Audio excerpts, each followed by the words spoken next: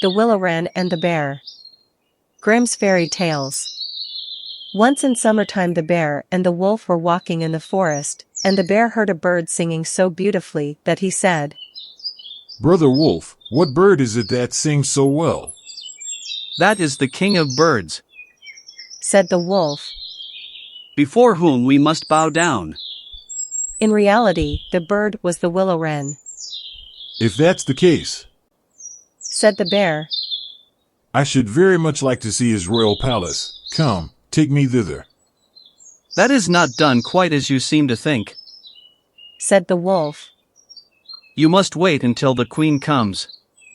Soon afterwards, the queen arrived with some food in her beak, and the Lord King came too, and they began to feed their young ones.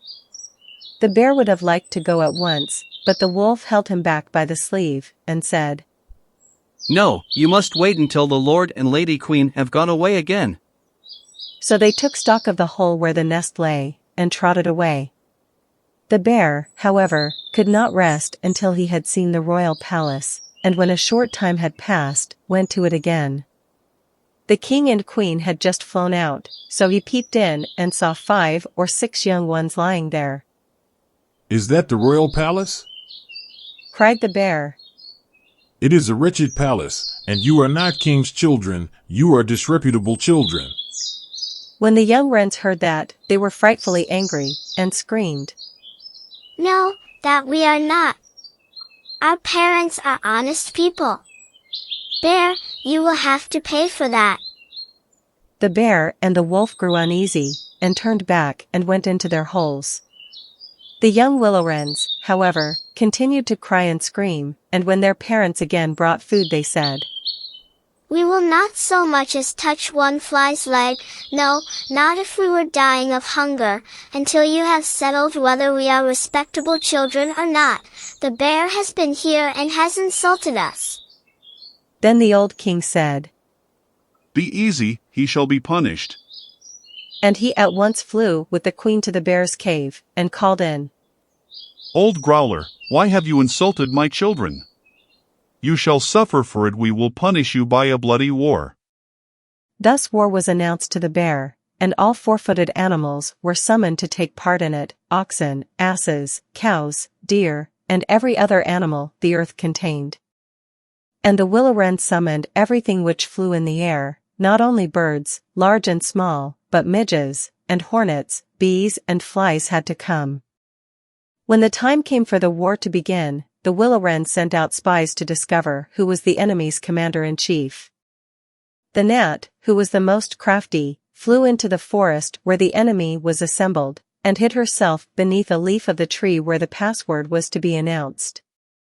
There stood the bear, and he called the fox before him and said, "Fox, you are the most cunning of all animals, you shall be general and lead us." "Good," said the fox. "but what signal shall we agree upon?" No one knew that, so the fox said, "I have a fine long bushy tail, which almost looks like a plume of red feathers.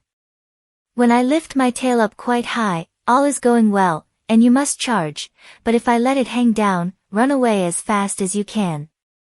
When the gnat had heard that, she flew away again, and revealed everything, down to the minutest detail, to the willow wren.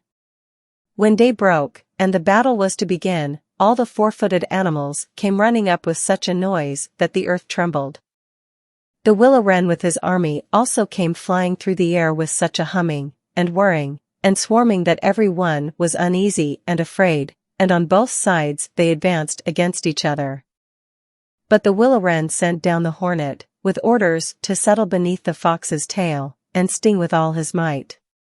When the fox felt the first sting, he started so that he lifted one leg, from pain, but he bore it, and still kept his tail high in the air.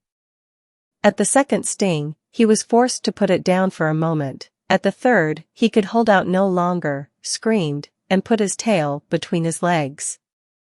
When the animals saw that, they thought all was lost, and began to flee, each into his hole, and the birds had won the battle.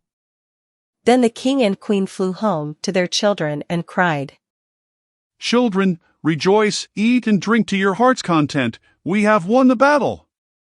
But the young wrens said, "We will not eat yet, the bear must come to the nest, and beg for pardon and say that we are honorable children, before we will do that." Then the willow wren flew to the bear's hole and cried, "Growler, you are to come to the nest to my children, and beg their pardon, or else every rib of your body shall be broken."